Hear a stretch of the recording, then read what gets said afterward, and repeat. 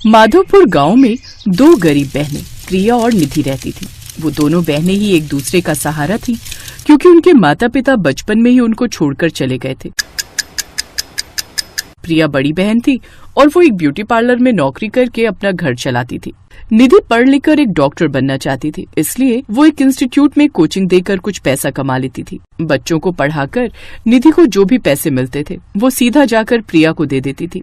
ये लो दीदी, ये मेरी इस महीने की कमाई है। तू हर महीने आकर अपनी सारी कमाई मुझे ही दे देती है, कुछ तू अपने खर्चे के लिए भी रख लिया कर।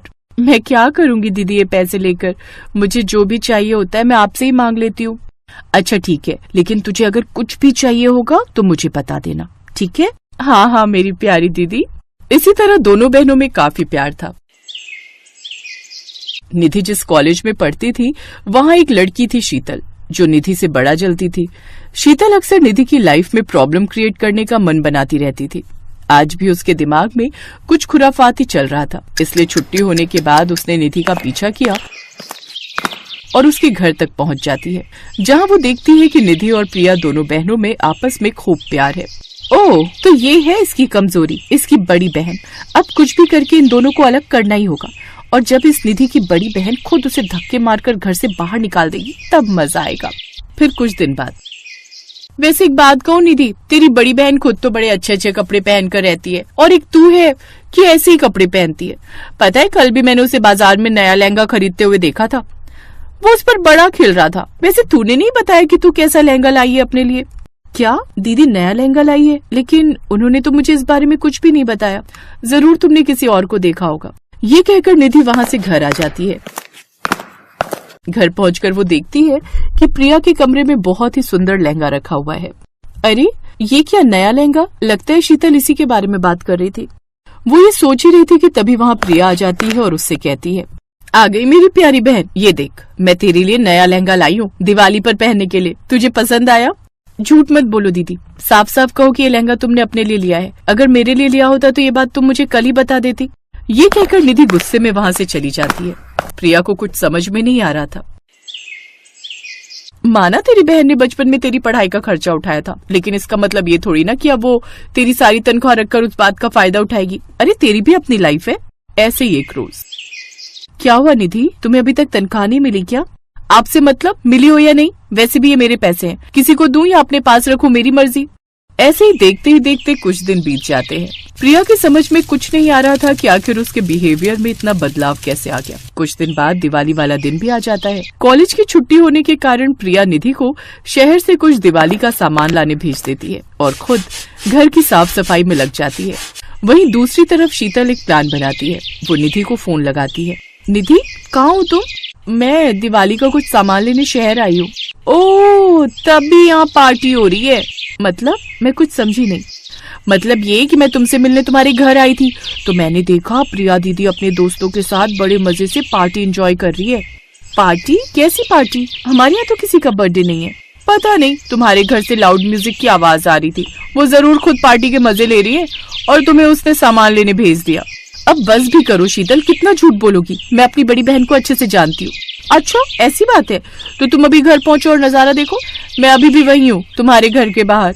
ये सुनकर निधि कुछ ही देर में वहाँ पहुँच जाती है, जहाँ वो देखती है कि प्रिया सच में पार्टी एंजॉय कर रही है। ये देख निधि को बड़ा गुस्सा आता है और वो गुस्से में बोलती है, आप तो बड़ी ही खुदगर्ज निकली, मुझे पल भर में सौतेला बना दिया। मुझे आपसे ये उम्मीद नहीं थी। ऐसा दिन देखने से अच्छा होता मैं भी माँ बाबा के साथ उसी एक्सीडेंट में मर जाती। चुप कर निधि, ये क्या बकवास किए जा रही है और तू कहना क्या चाहती है?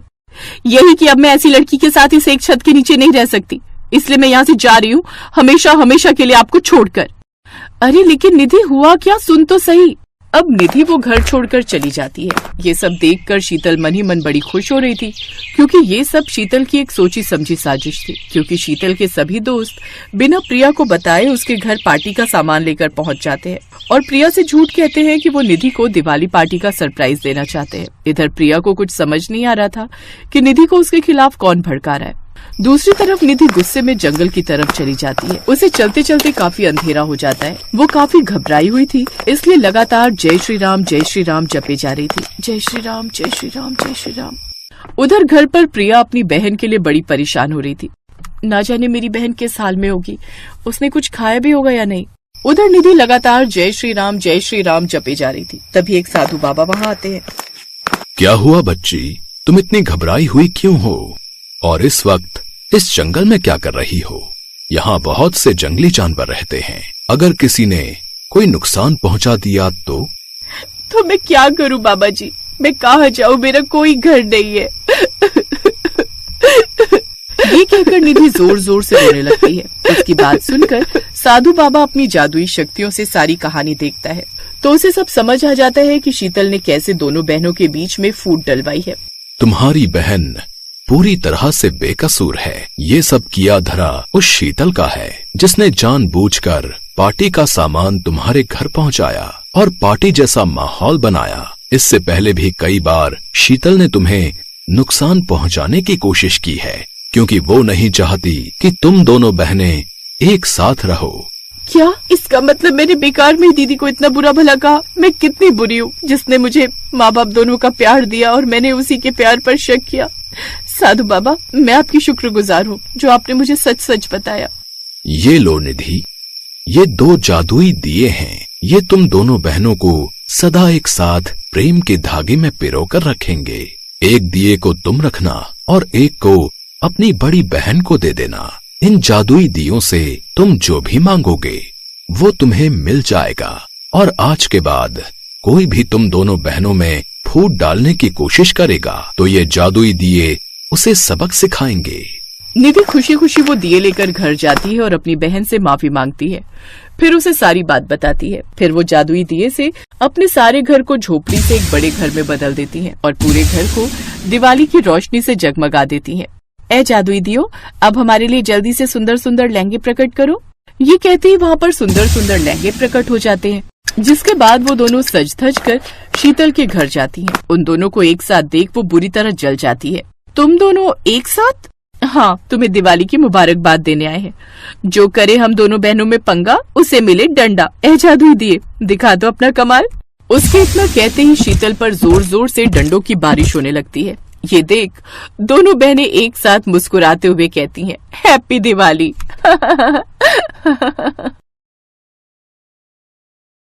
हर साल की तरह इस साल भी सोनपुर गांव में रंगोली प्रतियोगिता होने वाली थी।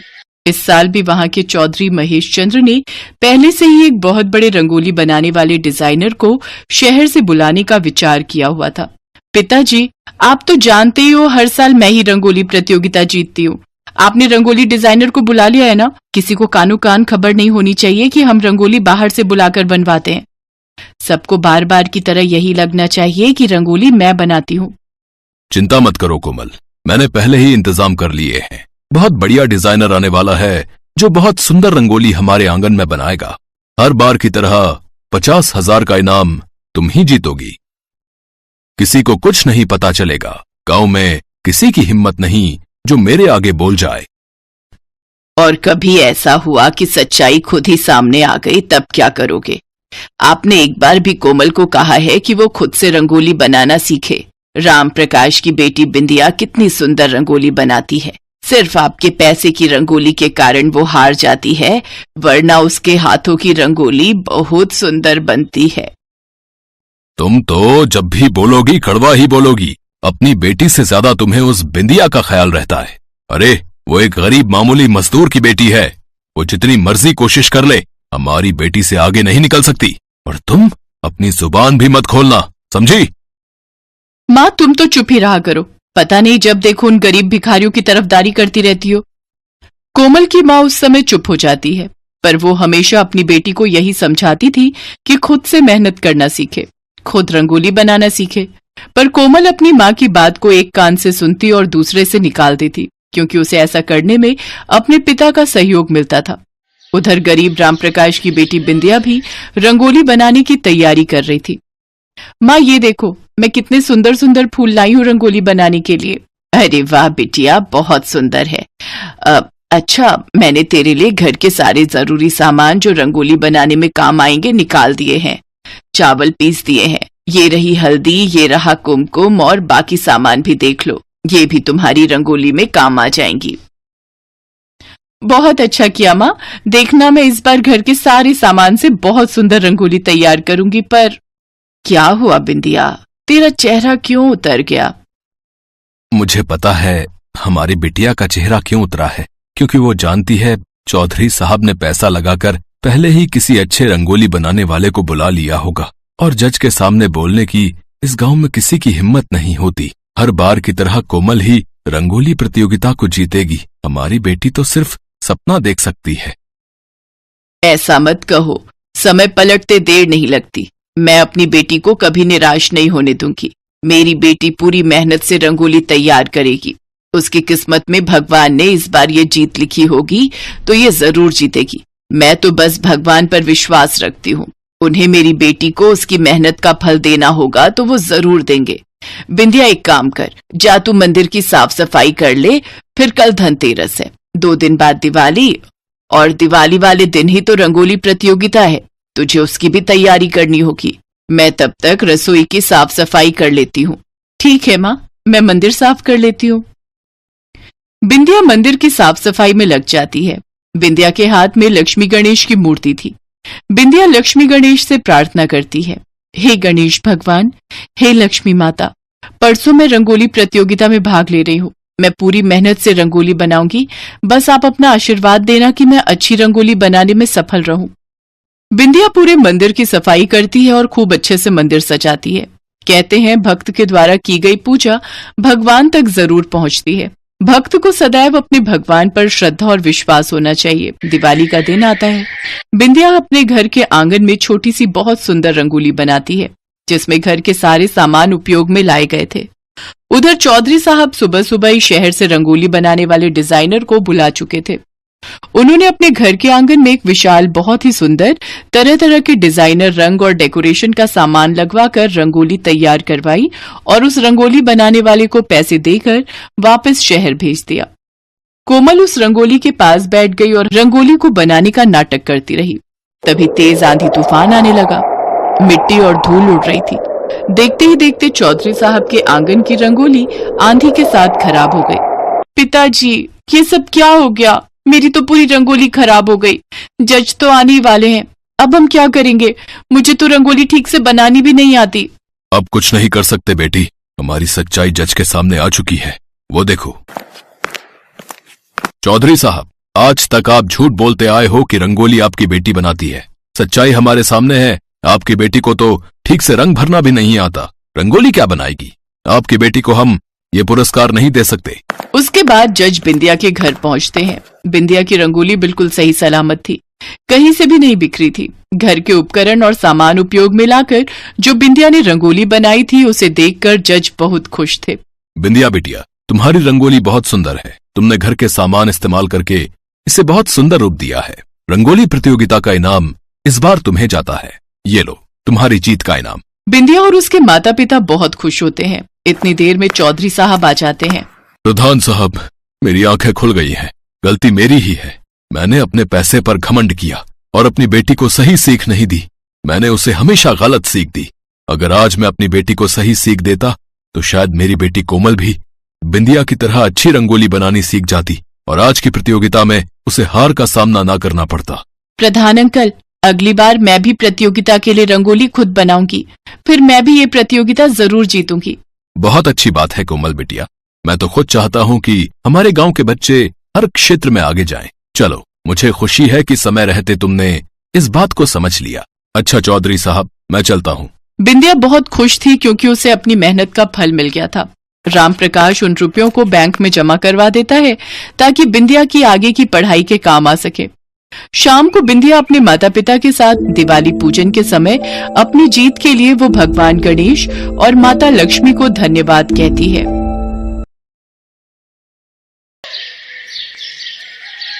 यशोदा नाम की एक बूढ़ी औरत अपने पति के साथ रहती थी।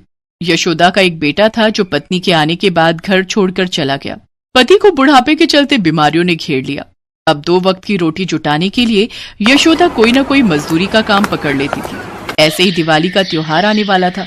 बाजार में दिवाली की साज सज्जा की दुकानें सजनी शुरू हो गईं। दुकानों पर दिवाली का सामान बिकना शुरू हो गया।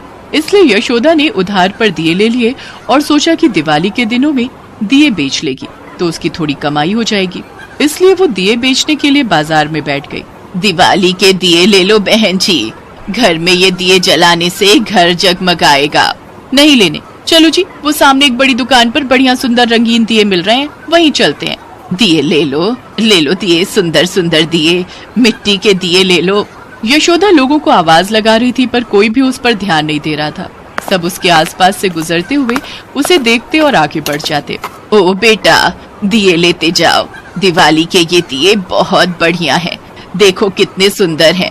दिए ले लो दिए, सुंदर सुंदर दिए, मिट्टी के दिए ले लो। ओ अम्मा, ओ क्यों चिल्ला चिल्ला कर सिर में दर्द कर रही है, हैं? ये तुम्हारे मिट्टी के धूल खाते बेकार दिए खरीद कर कौन अपने घर की सजावट खराब करने आएगा बताओ? इसलिए ज्यादा शोर मचाना बंद करो और चुपचाप बैठो, वरना यहाँ से हटा दूंगा। भैया ये दिए वाली लाइट कितने की थी?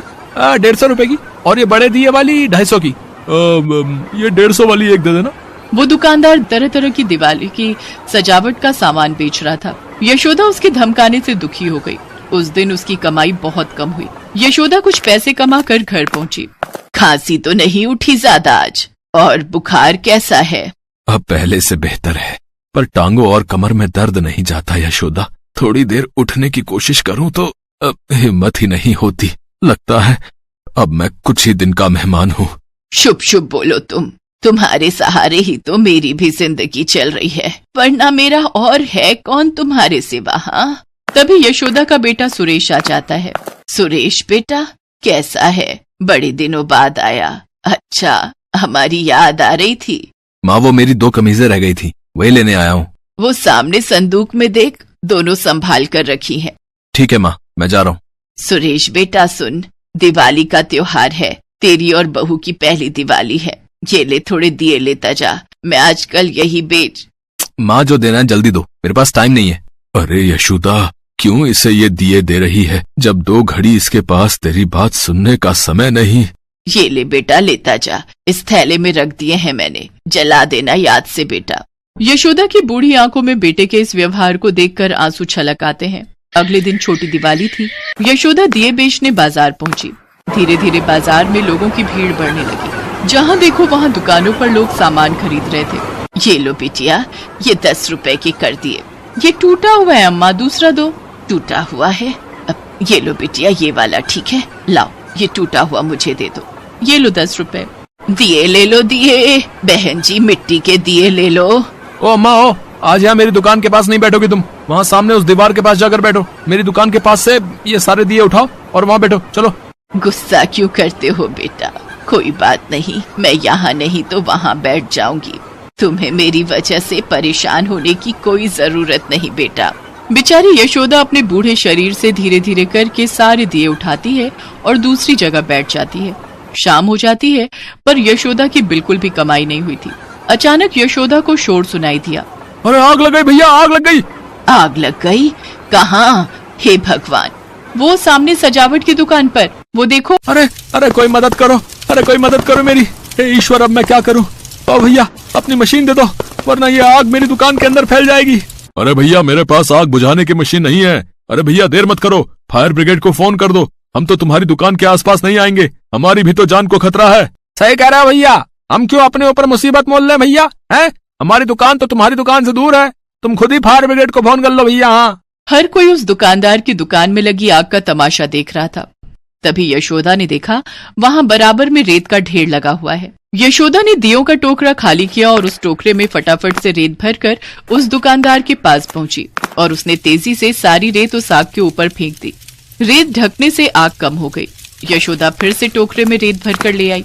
दुकानदार ने देखा कि रेत से आग बुझ रही है तो उसने यशोदा का वो टोकरा अपने हाथ में लिया और रेत भरकर आग पर फेंकने लगा। इतनी देर में फायर ब्रिगेड भी पहुंच गई थी। उसके कर्मचारियों ने जब देखा कि यशोदा और दुकानदार आग पर रेत डाल रहे हैं तो वो हैरान रह गए। ये तो बहुत ही बढ़िया दिमाग लगाया आप लोगों ने, अपनी दुकान का काफी नुकसान होने से बचा लिया। इस हिम्मत की तारीफ तो बनती है। आप लोगों ने रेत डालकर बहुत अच्छा किया, इससे आग नहीं बढ़ती है और रेत आग को बुझाने में बहुत कारगर सिद्ध होती है। भगवान को धन्यवाद कहो कि आज उन्होंने बहुत बड़ा नुकसान होने से बचा लिया। भैया, भगवान के साथ साथ मैं इन बड़ी अम्मा को भी धन्यवाद कहना चाहता हूँ। इन अम्मा ने ही मेरी दुकान में लगी आग को बुझाया है। फिर तो अम्मा के साहस की प्रशंसा करनी होगी। चलिए अब हम चलते हैं और सब लोग अपनी अपनी दुकानों का ध्यान रखिए। दिवाली के दिनों में सेफ्टी बहुत जरूरी है। फायर ब्रिगेड वहाँ से चली जाती है। अम्मा, मुझे माफ कर दो, अपने व्यवहार के लिए मैं माफी मांगता हूँ अम्मा। जो आज तुमने मेरे लिए किया है उसका एहसान मैं कैसे चुका पाऊंगा, यही नहीं समझ पा रहा। मेरी दुकान में लाखों का सामान था, अगर आज आग बढ़ जाती तो सब कुछ खत्म हो जाता। बेटा मन छोटा मत करो, सब कुछ ठीक है, भगवान की दया से बचाव हो गया, ये बहुत बड़ी बात है। यशोदा अपने दियों के पास वापस आती है। वो देखती है उसने जल्दबाजी में टोकरे में भरे दियों को जमीन पर रखकर टोकरा उठाया था जिसमें बहुत से दिए टूट गए थे और कुछ खराब हो गए। दुकानदार दूर से ये सब देख रहा था। अगले दिन दिवाली का त्योहार था। यशोदा उस दिन क्या ही दिए बेचने जाती। उसने जो दिए उधार लिए थे उनमें से काफी दिए खराब हो गए। अब मैं उधार के पैसे कैसे दूंगी, सारे दिए किनारों से खराब हो गए, इन्हें कोई नहीं खरीदेगा, कैसे करूं, कुछ समझ नहीं आ रहा। यशोदा दुखी मन से अभी सोच में बैठी ही थी कि तभी वो दुकानदार उसके घर आता है। दुकानदार के साथ एक लड़का और था, उसके हाथ में बहुत सारे उपहार थे। अरे बेटा तुम और यहाँ? हाँ अम्मा, तुम्हारा घर पता किया और मैं दिवाली की बधाई देने के लिए खुद ही चला आया। अम्मा दिवाली की बहुत सारी शुभकामनाएं। जानता हूँ कल मेरा नुकसान बचाने के चक्कर में तुमने अपना बहुत नुकसान कर लिया। अम्मा जो एहसान तुमने कल मुझ पर किया है उसका कर्ज तो मैं नहीं चुका सकता, पर एक बेटा होने के नाते ये कुछ उपहार लाया हूँ, ये ले लो, मुझे अच्छा लगेगा। और ये अम्मा ये लिफाफा भी रखो, समझना आपके बेटे ने आपको दिवाली का तोहफा दिया है। यशोदा की आंखों में आंसू आ जाते हैं। यशोदा देखती है लिफाफे में 51,000 रुपए थे। यशोदा को सचमुच उन रुपयों की बहुत जरूरत थी और भगवान ने किसी न किसी तरीके से यशोदा को उसकी अच्छाई का इनाम उस दिन दे ही दिया। कहते हैं जो निस्वार्थ भावना से दूसरों की मदद करता है, भगवान भी किसी न किसी तरीके से उसकी मदद अवश्य करते हैं। यशोदा माँ लक्ष्मी और गणेश जी की पूजा आरती करती है और उन्हें धन्यवाद कहती है। दिवाली के अगले दिन वो दिए वाले को उधार के पैसे दे देती है। यशोदा अपने पति को एक अच्छे डॉक्टर को दिखाती है। अच्छे डॉक्टर के इलाज से उसके पति की तबीयत में सुधार हो जाता है। यशोदा ने उन रुपयों से सब्जियां खरीदी और अपने पति के साथ मिलकर सब्जी का ठेला लगाने लगी। वो जानती थी कि उसके बेटे की अपनी जिंदगी है। अब वो अपनी पत्नी के साथ खुश है और वो उनके साथ नहीं रहेगा, इसलिए बुढ़ापे में वे दोनों खुद ही एक दूसरे का सहारा हैं। हेलो दोस्तों, कैसे हैं आप सब? हमारी कहानियाँ देखने के लिए हमारे चैनल को सब्सक्राइब कीजिए और हाँ, बेल आइकॉन पर क्लिक करना मत भूलिएगा।